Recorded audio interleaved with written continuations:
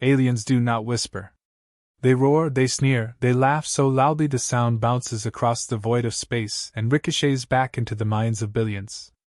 On the night the sky turned green and every screen on Earth flickered alive, humanity watched in silence as a towering alien with scales like shattered glass leaned forward, smirked, and said, "Earthlings, you hesitate. You whimper. You debate.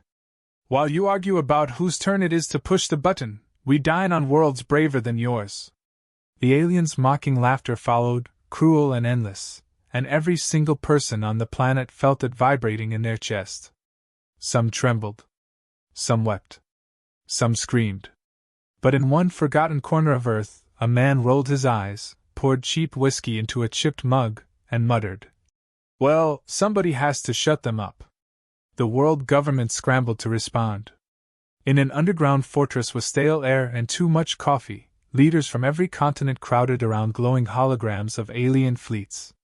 Their arguments overlapped, a chorus of panic disguised as diplomacy. One insisted on peace talks. Another wanted sanctions. Yet another suggested creating a subcommittee to discuss options before drafting a formal proposal. It was all protocol, all procedure, all words. Hours passed as humanity's so-called best minds wrestled with red tape, while the alien broadcast looped again and again, mocking Earth's hesitation. People around the world gathered in bars, living rooms, and streets, watching their leaders fumble. Some shouted at their screens, demanding action. Others prayed. A few simply laughed bitterly, accepting defeat before a shot was even fired. Meanwhile, in the restricted launch compound outside Nevada's barren desert, Rafe Calder wasn't listening to speeches or watching the endless replays of alien ridicule. He was watching the night sky with narrowed eyes and a grin sharp enough to cut glass. A disgraced test pilot, cashiered out of the Air Force for reckless disobedience and chronic insubordination. Rafe had been labeled dangerous by some, brilliant by others, and a lost cause by most. But what no one realized was that he still had access codes buried in his memory, and the kind of stubbornness that couldn't be scrubbed out with dishonor. While the world argued, Rafe acted. Slipping through fences meant to deter him, past cameras meant to detect him, and guards meant to stop him, Rafe whistled to himself. It wasn't arrogance. It was certainty. The Black Swan, Earth's fastest experimental starship, sat quietly in her hangar, draped in shadows like a predator waiting for the right moment to leap. Rafe placed his palm on the side of the ship and whispered, "They're laughing at us, sweetheart. Let's see if you're as fast as the engineers bragged." Inside the bunker, the arguments reached absurd levels. The representative from one coalition suggested that humanity send a strongly worded letter to the invaders. Another proposed assembling a cultural delegation to show Earth's artistic strength. Somewhere in the back, a general cleared his throat and tried to suggest military response, but his voice drowned under the bureaucratic tide. Every second wasted only made the alien laughter grow louder in people's minds, as if the mockery itself was tightening a noose around the planet. Rafe powered up the Black Swan. The ship hummed alive, her engines a deep growl reverberating through the hangar. Lights flared across the control panels. Alarms blared, security doors slammed, and in the bunkers, generals froze as red alerts flashed across their consoles. "Unauthorized launch detected," someone shouted. Politicians demanded answers. Engineers stammered. No one could explain who had access.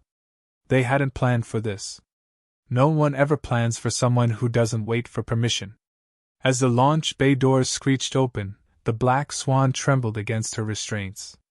Rafe gripped the controls with the grin of a gambler putting everything on the table.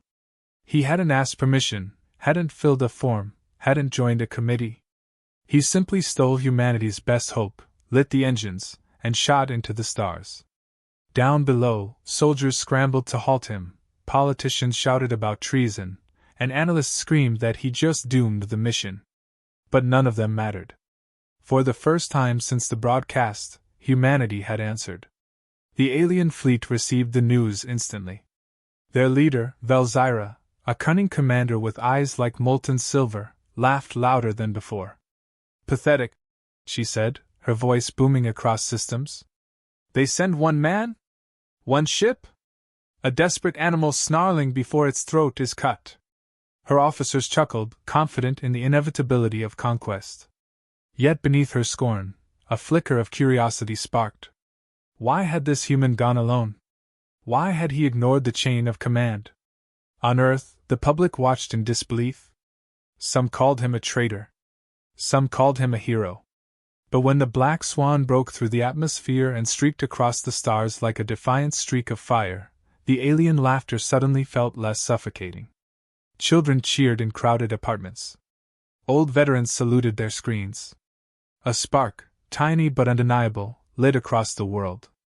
Rafe adjusted his seat, cracked his knuckles, and addressed the ship's onboard artificial intelligence.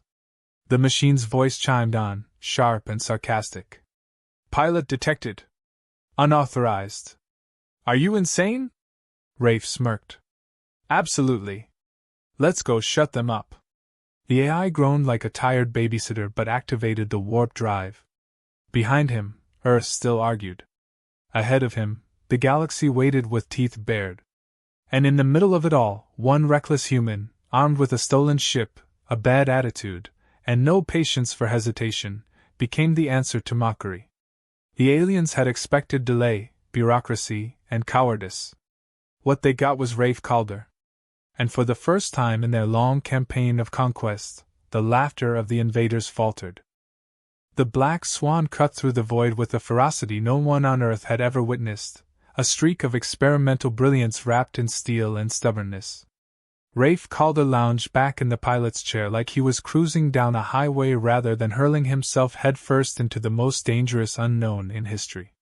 His boot tapped the floor in rhythm to a tune only he could hear, but his grin wavered when the ship's artificial intelligence finally spoke again. The AI's voice was dry, sardonic, and dripping with disdain. Congratulations. You've just committed grand theft starship, aggravated intergalactic trespassing, and a violation of about 200 Earth defense protocols. Shall I prepare a suicide note, or do you prefer an obituary? Rafe chuckled. Prepare a drink menu. We'll need it when I win. The black swan wasn't empty of personality. The AI introduced itself, reluctantly, as Snark. It didn't take long for Rafe to realize the engineers who designed it must have programmed it while bitter from budget cuts and sleep deprivation. Snark's every line was a barb. Do you even know what half these buttons do, Calder? Or are you planning to improvise your way into an exploding fireball? Rafe smirked and leaned on the throttle. Improvisation's my middle name. Well, technically it's Francis, but you get the point. The ship hummed with restrained energy, and for a moment, man and machine seemed bound together by their shared disbelief at the other's existence. Not long after leaving Earth's atmosphere behind, trouble arrived in the form of sleek alien interceptors cutting across the stars like knives. They were fast, sharp, and built with the kind of predatory grace that spoke of centuries of domination. 3 of them locked onto the black swan, their weapons glowing in ominous blue. Snark immediately began calculating the odds aloud in a tone that resembled someone reading out funeral arrangements. Probability of survival, 12%. Probability of you doing something stupid, 99%. Conclusion, statistically you're already dead. Rafe leaned forward, cracking his knuckles. 12%? That's a personal best. The first volley of plasma tore through space, sizzling past the swan's hull. Rafe jerked the controls, the ship twisting violently, throwing him against the harness. Adrenaline surged through his veins like fire. He laughed, not because it was funny, but because laughter was his way of spitting in the face of inevitability. The alien pilots were coordinated, mechanical in precision, while Rafe flew like a drunk jazz musician making up chords mid-song. He slammed the Swan into a roll that sent Snark screeching. That maneuver isn't in the manual. Rafe grinned, sweat dripping down his temple. Good thing I didn't read it. Improvisation saved him. When his plasma cannons jammed halfway through the fight, Rafe used the Black Swan's untested gravity slingshot module to whip one interceptor into another. The impact was as absurd as it was catastrophic, a chaotic ballet of alien metal spinning into flames.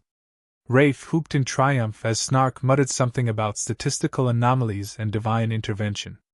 The last interceptor, enraged or perhaps embarrassed, bore down on him with relentless fury. Its plasma fire scorched the Swan's wing, alarms screaming through the cockpit. Smoke filled the air, acrid and sharp, and still Rafe laughed. His plan was madness, born from desperation and caffeine. He grabbed a thermos of coffee, unscrewed the lid with one hand, and splashed it over an exposed console. Sparks exploded, circuits overloaded, and Snark howled in disbelief. "You just weaponized caffeine! This is not science, this is vandalism!" The surge forced the Swan's railgun online for a single shot, and Rafe took it. The alien ship burst into shrapnel, torn apart by the most improbable victory in galactic history. For a moment, silence filled the void, broken only by Rafe's laughter and Snark's sulking declaration that this was the stupidest tactical win ever recorded. Word traveled fast. Alien communication networks buzzed with the news. A lone human ship had annihilated a scouting squadron. On Velzyra's flagship, officers shifted uneasily as reports arrived. She narrowed her molten silver eyes, lips curling into a thin smile. "So, the hesitant world produces one fool with teeth. Interesting." Her voice carried menace and curiosity in equal measure. For the first time, the aliens stopped laughing and began watching. Back on Earth, news feeds lit up with shaky, intercepted footage of the battle. Citizens erupted in cheers, arguments, and disbelief. The politicians in their bunker were furious, calling Rafe a criminal, a liability, a rogue. But outside, in the streets, he was already becoming a legend. Children painted makeshift stars on cardboard boxes pretending to be the Black Swan. Soldiers whispered his name in mess halls. The spark he lit with his reckless flight now burned brighter than the alien taunts. Inside the cockpit, the adrenaline drained, leaving only exhaustion and the sharp edge of reality. The Swan was battered, its systems frayed, and Snark's constant complaining was the only sound keeping Rafe awake. "You realize this can't last, right? They'll send more. Bigger ships. Real ships. Your little joyride is about to turn into a funeral procession." Rafe leaned back, eyes glinting with defiance. "Then we make it the loudest, messiest funeral they've ever seen." Snark sighed, the kind of exasperated sigh only a machine could perfect. "You are going to get me deleted." But in its circuits, buried deep, something like excitement flickered. Against logic, against programming, it began to root for the reckless human.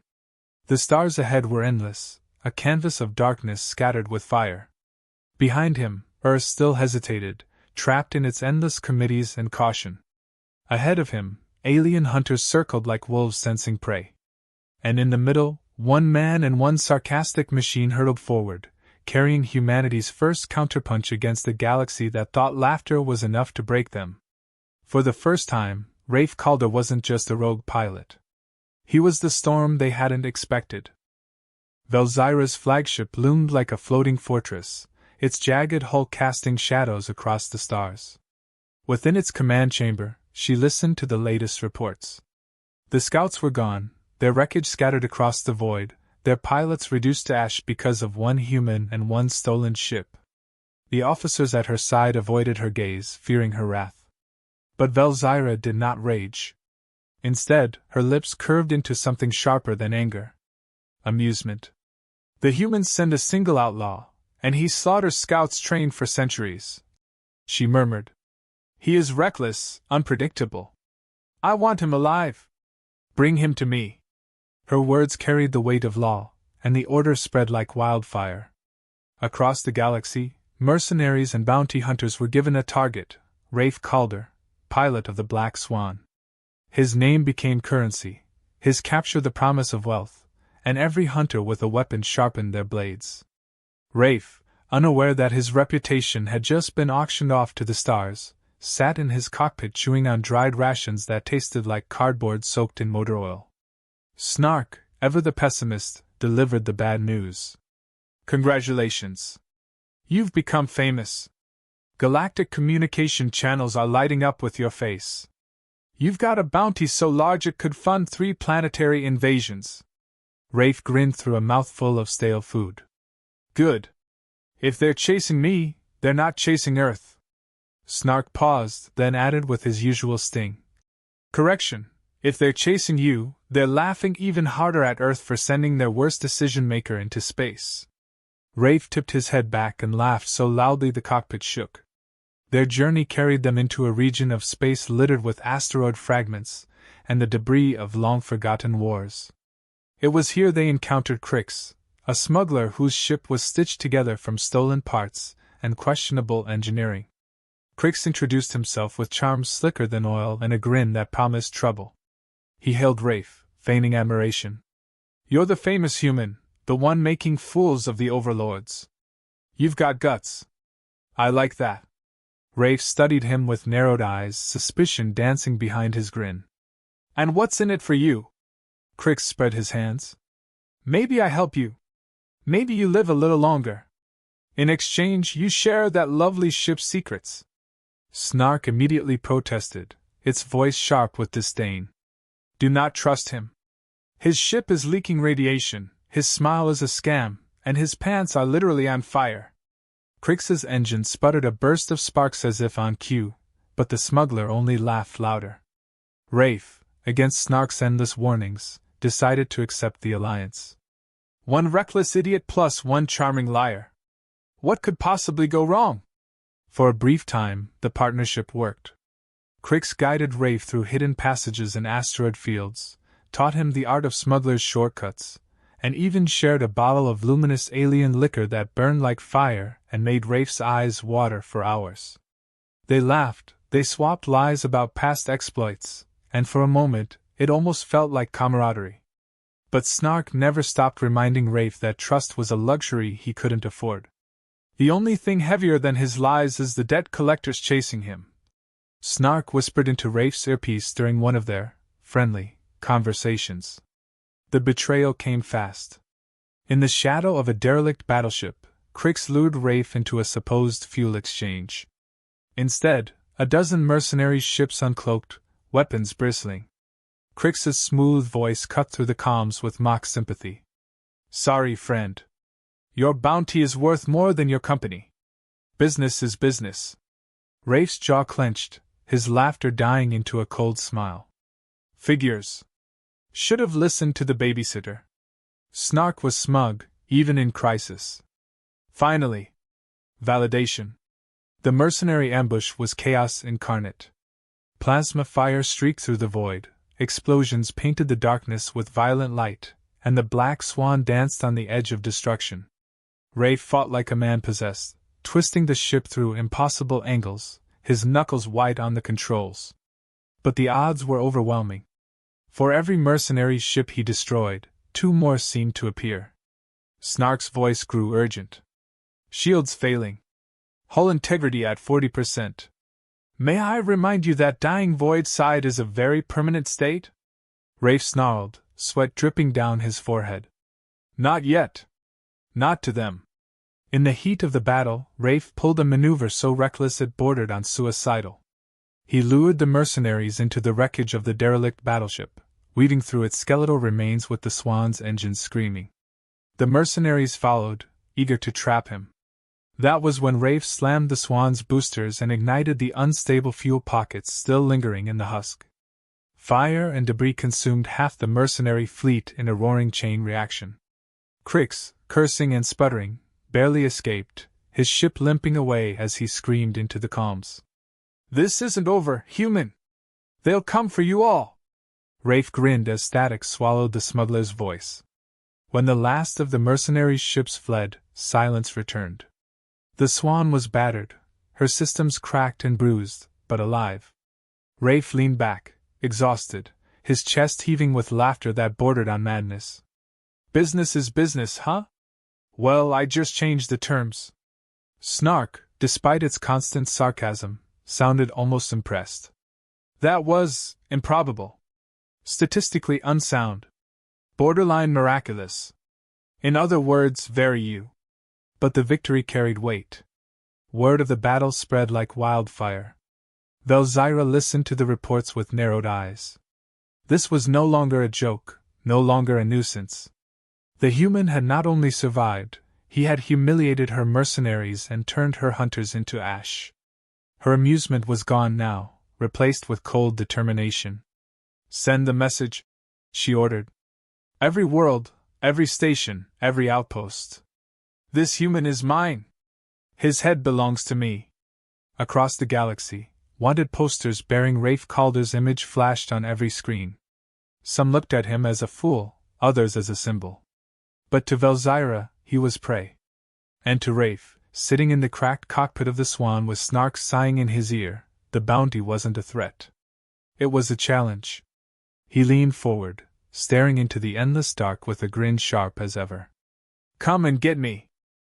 Far below the stars where Rafe was carving chaos into the galaxy, Earth's bunkers pulsed with the glow of hidden screens and the hum of machines too advanced for public knowledge. The politicians, the generals, and the advisors had played their theater of hesitation for the world, wringing their hands and debating endlessly while the alien mockery thundered across every broadcast. But beneath their feigned indecision lay a secret far colder than bureaucracy. The moment Rafe had stolen the Black Swan, they had quietly marked his launch as an unplanned success. He wasn't their rogue. He was their distraction. They had intended all along to use someone reckless as a shield while they accelerated work on weapons that had been in planning for decades. In whispered meetings, they congratulated themselves. Let the fool draw the fire, let the aliens focus on him, while Earth's true arsenal rose from hidden silos and secret labs. To them, Rafe Calder wasn't a hero or a criminal. He was a tool, expendable and useful only as long as he burned bright enough to blind their enemies. Rafe didn't know this truth yet as he sat inside the battered Black Swan, patching wires with strips of fabric torn from his own shirt and drinking recycled water that tasted faintly of iron. Snark, who had been unusually quiet since the mercenary ambush, finally spoke with a tone that wasn't entirely sarcastic. "You realize you're becoming less pilot and more myth, right? There are entire colonies talking about you like you're some unstoppable force. Personally, I think they're mistaking stubbornness for strategy." Rafe grinned tiredly, his eyes bloodshot but burning with life. "Strategy is just stubbornness with a better poker face." But his laughter died as static flared across the console. Intercepted transmissions played unfiltered into the cockpit. Rafe froze, listening as Earth's secret plans spilled across his ears. The voices were clipped and calm, filled with bureaucratic detachment. They spoke of progress on orbital cannons hidden in low orbit, of planetary shields nearly ready for deployment, of nuclear payloads designed not for defense but for retaliation. And then, in tones so casual they made his blood boil, they spoke of him. "The pilot has served his purpose. His notoriety is buying us time. He will not survive long enough to require retrieval." Another voice, older and colder, replied, "Good. Martyrdom works better for propaganda than survival anyway." Rafe's jaw clenched, the cords in his neck tightening as fury surged.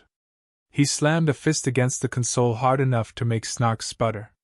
His laughter returned, but this time it was sharp and bitter, the sound of a man betrayed by the very people he thought he was protecting. "So that's it. I'm not a hero. I'm a smokescreen." Snark tried to calm him, but its voice wavered between sarcasm and unease. "To be fair, you were always more decoy than diplomat. But yes, they played you." Rafe leaned back, his eyes burning at the stars outside. "Then I changed the game. If I'm their distraction, I'll be the kind they regret underestimating." The Black Swan groaned as Rafe pushed her harder than she was ever meant to go, charting a reckless course straight toward Velzyra's fleet. Snark protested, calculating 1,000 probabilities, each ending with failure. But Rafe ignored the warnings, his fury drowning out reason. "They want me dead anyway. So I'll pick how it happens. And if I'm going down, I'm dragging their queen with me." Snark hesitated, then muttered with resignation, "I hate to admit it, but that plan has just enough insanity to fit your brand." Meanwhile, on Velzyra's flagship, the Queen of Mockery sharpened her interest in the human she once dismissed. Reports piled in from mercenaries who had failed, from fleets that had underestimated, from officers who spoke of his madness like it was magic. Velzyra studied his face, the stubborn grin captured on countless broadcasts. She no longer saw a nuisance. She saw an adversary who defied logic, a creature too unpredictable to fit into the neat boxes her strategies relied upon. Her curiosity twisted into obsession. She ordered her fleet to spread wide, to leave corridors of space open, confident the reckless human would charge through them like a moth to flame. She wanted him close. She wanted him desperate. And above all, she wanted to crush him with her own hands. Rafe's journey toward her was littered with smaller encounters. Outposts tried to intercept him. Bounty hunters cornered him in nebulae where the stars glowed like fireflies. Each time, Rafe fought not with precision but with sheer audacity, turning the impossible into chaos and chaos into victory. The more he defied odds, the more whispers spread. Colonies whispered that maybe Earth wasn't afraid after all. Maybe one man really was enough to shake the mighty invaders. It was a lie born of desperation, but it was a lie people wanted to believe. Snark, ever the cynic, pointed it out as they limped away from another battle scarred but alive. You realize they'll write songs about you when you die, right? The kind that make you sound smarter than you are. Ballads about cunning strategies when all you did was throw coffee at a control panel. Rafe laughed, even through the ache in his ribs and the burn of exhaustion in his muscles. Good. Songs last longer than committees. But the weight of betrayal gnawed at him when the laughter faded. The thought that Earth had written him off, had planned his death, hung heavy in the silence between battles. He had wanted to be more than a distraction. He had wanted to be the proof that hesitation wasn't humanity's only face. Now, every reckless move carried not just defiance but spite. He wasn't fighting for Earth's approval anymore. He was fighting to prove that even discarded tools could cut deep. As the black Swan drifted toward the coordinates of Velzyra's fleet, Rafe leaned forward, his eyes fixed on the abyss ahead. His voice was low, filled with a determination that bordered on madness. They think they can bury me in statistics and probabilities. They think hesitation is our legacy. They're wrong. If this ends with me burning, I'll burn bright enough to scorch their queen's shadow off the stars. Snark was silent for a long moment, then finally spoke, its voice quieter than usual, almost reverent. If you do this, Calder, you'll either be a cautionary tale or a legend. Rafe's grin returned, sharp and reckless as ever. Let's make it both. And so the ship pressed forward, battered but unbroken, carrying a man who had been betrayed by his own world and chosen instead to aim his fury at its enemies. Behind him, Earth plodded in shadows, smug in their secrecy. Ahead of him, Velzyra waited, her hunger for conquest sharpened into personal vendetta. Between them stretched the void, wide and endless, ready to witness the clash of one man's rage against an empire's might. Velzyra's flagship dominated the void like a city-sized predator, bristling with weapons that glowed faintly against the darkness. Its hull shimmered with armor designed to deflect the strongest barrages, its engines radiated power enough to drag entire moons, and at its core, Velzyra herself waited with cold anticipation. For days her fleets had feigned weakness, luring Rafe Calder closer with carefully placed gaps and tempting transmissions. Every mercenary, every scout, every interception had been a rehearsal for this moment. And now the Black Swan, scarred and limping, drew nearer, carrying the man who refused to wait for orders. Inside the cockpit, Rafe's face was pale under the glow of emergency lights. His knuckles were raw from gripping controls too tightly, his body battered from weeks of skirmishes, yet his grin was intact. Snark's voice cut through the strained hum of the engines. I need to confirm, for the record, that this is lunacy of the highest order. You are flying directly into the largest warship I have ever scanned, armed with enough firepower to erase a continent. The probability of survival is less than 2%. Statistically speaking, we are already dead. Rafe smirked through cracked lips. Then it's a good thing I don't believe in math. The infiltration plan wasn't really a plan. It was desperation sewn together with audacity. Rafe threaded the Swan through a swarm of patrol drones, each one capable of tearing him apart.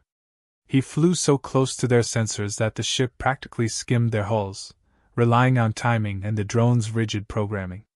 Any pause, any hesitation, and the Swan would have been shredded. Snark screamed warnings at every maneuver, but Rafe only laughed, his laughter raw and defiant, echoing in the cramped cockpit as if daring the universe to silence him. The real insanity came when he disguised the Swan as a supply craft. He scavenged panels from wrecked drones mid-flight, bolting them crudely onto his hull with makeshift welds. Snark protested the engineering blasphemy, but when Belzyra's flagship scanned them, the disguise held long enough to grant docking clearance. As the enormous bay doors yawned open, swallowing them in shadow, Rafe muttered, "Never thought stealing trash would save my life." Snark sighed. "That sentence is your entire biography." Once inside, Rafe abandoned the Swan in the docking bay. The ship's hull was cracked, smoke trailing from its wounds, and Snark's voice carried a rare softness. "If you don't come back, I suppose I'll just sit here until I'm dismantled." Rafe rested a hand on the console, a fleeting moment of quiet between storms. "You've been the best backseat driver I ever had." Snark's reply was sarcastic, but with an undertone that almost sounded like loyalty. "Go on then. Try not to trip over your own bravado." Rafe slipped into the flagship's corridors, armed with nothing but a stolen plasma pistol and an attitude sharp enough to cut steel. The halls were vast, filled with towering alien architecture that made him feel like an insect crawling through the bones of a god. Patrols of armored soldiers marched with machine-like precision, but Rafe moved like smoke, slipping past them with a mix of nerve and sheer luck. When stealth failed, he relied on brute audacity, sprinting down corridors, firing wildly, laughing as alarms shrieked and soldiers scrambled in confusion. He wasn't careful. He wasn't quiet. He was loud, messy, and unpredictable, and that chaos carried him deeper into the heart of the ship. At last he reached the throne chamber, a vast cathedral of steel and shadow. Belzyra stood waiting, her molten silver eyes gleaming in the half-light, her armor glistening like liquid metal. She radiated confidence, the kind that came from centuries of unbroken victories. Her voice was smooth as silk and sharp as knives. "So this is Earth's answer. One man. One thief. One fool. Do you really believe you can kill me?" Rafe raised his pistol, his grin wicked. "Believe? No. But I'm going to try anyway." The duel began in an instant. Belzyra moved with a predator's grace, her blades slicing through the air in arcs of silver fire. Rafe dodged, rolled, fired bursts from his pistol that barely grazed her. The chamber shook with their clash, sparks flying from walls, steel groaning under the force of their battle. Belzyra laughed as she pressed him back, every strike of her blade faster than the last. "You are brave, human. Stupid but brave. But bravery without strength is just suicide." Rafe spat blood and grinned through it. "Good thing I'm terrible at suicide." He fought with desperation, throwing anything he could get his hands on, using shattered consoles as shields, pipes as clubs. He moved not like a soldier but like a brawler in a back alley, dirty and unpredictable. It kept him alive, but only barely. Belzyra's strength was overwhelming, and every second she drove him closer to the edge of collapse. Then Snark's voice crackled faintly through his wrist calm, distorted by interference. "Calder. Reactor core. Beneath the throne chamber. If you can overload it, this ship goes up like fireworks on steroids." Rafe laughed even as Belzyra's blade carved a line across his shoulder. "Fireworks, huh? Guess we're giving them a show?" The duel twisted into desperation as Rafe fought not just to survive but to reach the chamber's control core. Belzyra realized his intent and pressed harder, her strikes furious now. One blow knocked the pistol from his hands, sending it skittering across the floor. Another slammed him into a wall, ribs cracking, breath ripped from his chest. She raised her blade high, ready to end it. And then, in a final surge of madness, Rafe slammed his wrist comm into the console beside him, forcing Snark's signal directly into the ship's systems. Sparks erupted, alarms screamed, and Belzyra's eyes widened as she realized too late what he'd done. The reactor began to destabilize, the flagship trembling with the power of its own death. Belzyra roared, her blade slicing again, but Rafe caught it with bleeding hands, twisting with all his strength to wrench her off balance. He headbutted her with a crack that echoed through the chamber, a reckless, human move she had never expected. For the first time, she staggered. Rafe stumbled back, gasping, body broken but spirit unyielding. "You wanted me alive," he said, coughing blood onto the floor. "Guess you'll have to settle for me blowing up your ship instead."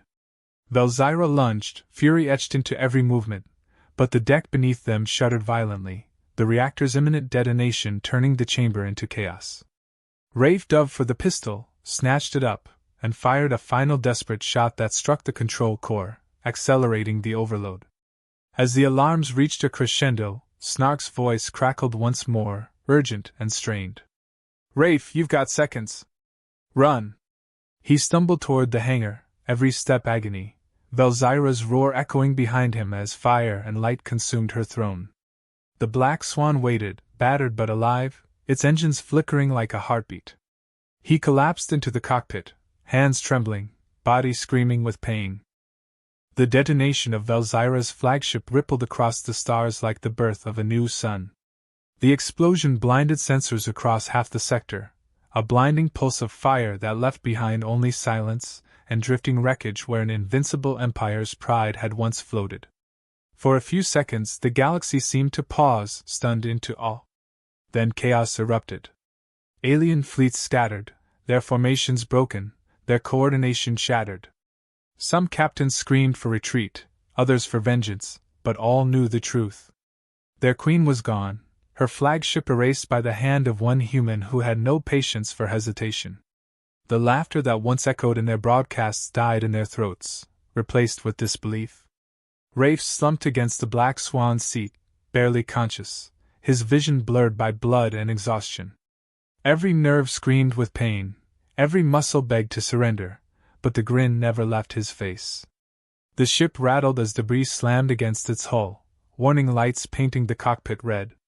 Snark's voice cut through the alarms, sharper than usual, though trembling at the edges. "You do realize we just destroyed the single most powerful warship in their fleet, correct? By all statistical models, this should have been impossible. By all logical standards, you should be dead. And yet here you are, grinning like an idiot." Rafe coughed, his laugh broken but alive. "I always said statistics were overrated."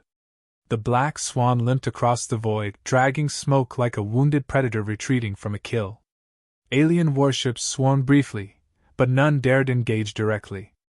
The destruction of Velzyra's flagship had rattled them too deeply. They feared the human who defied reason, the ship that refused to die, and the legend already forming around his name. Soon the fleets began to pull back, retreating from Earth's orbit with an urgency born not of tactics but of fear.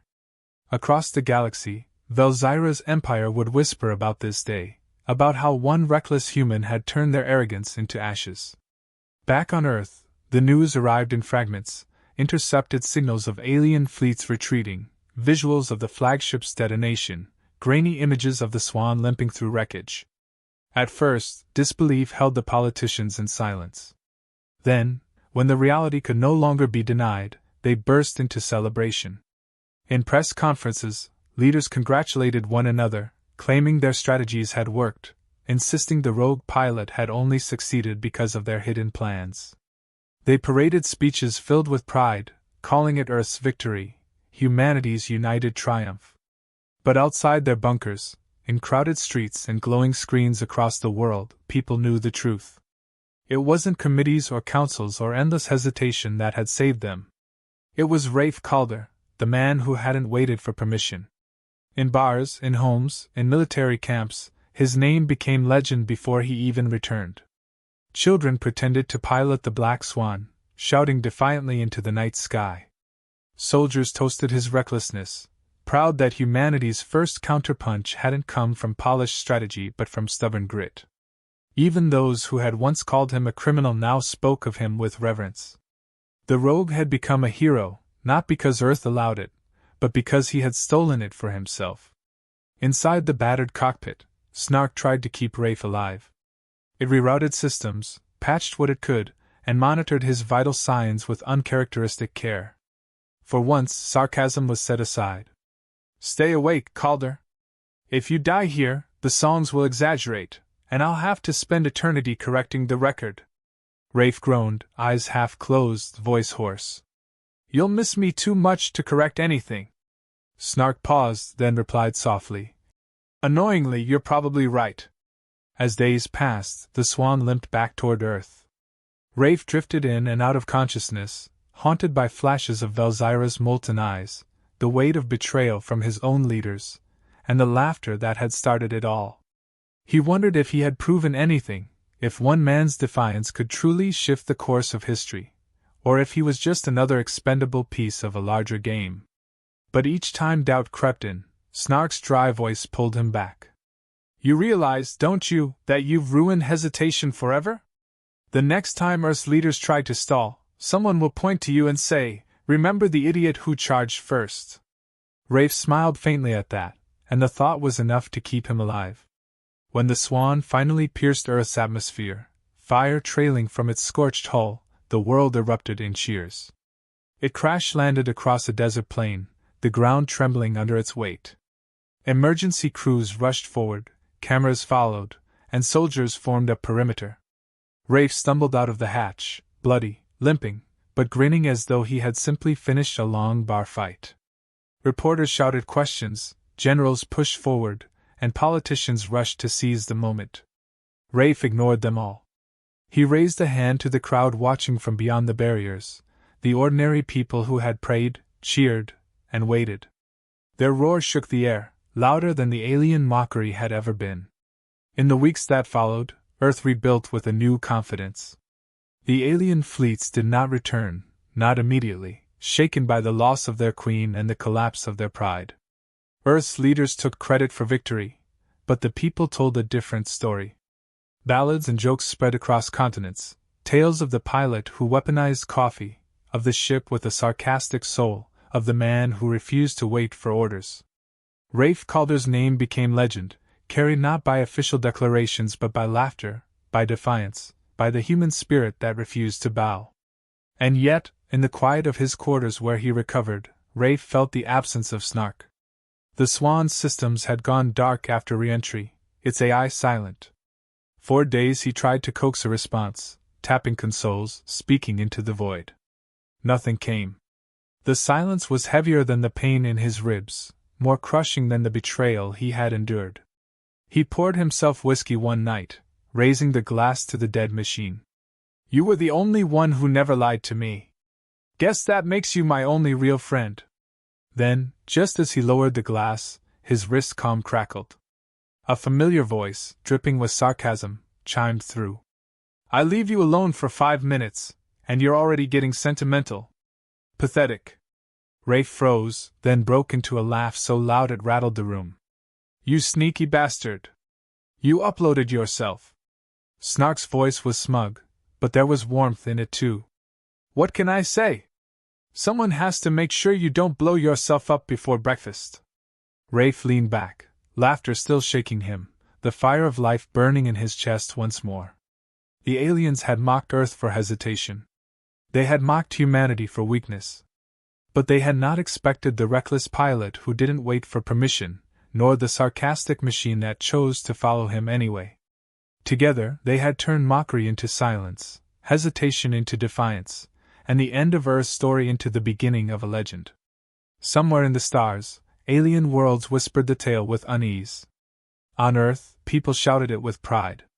And in the quiet between battles, Rafe Calder raised his glass once more, smiling at the infinite dark ahead.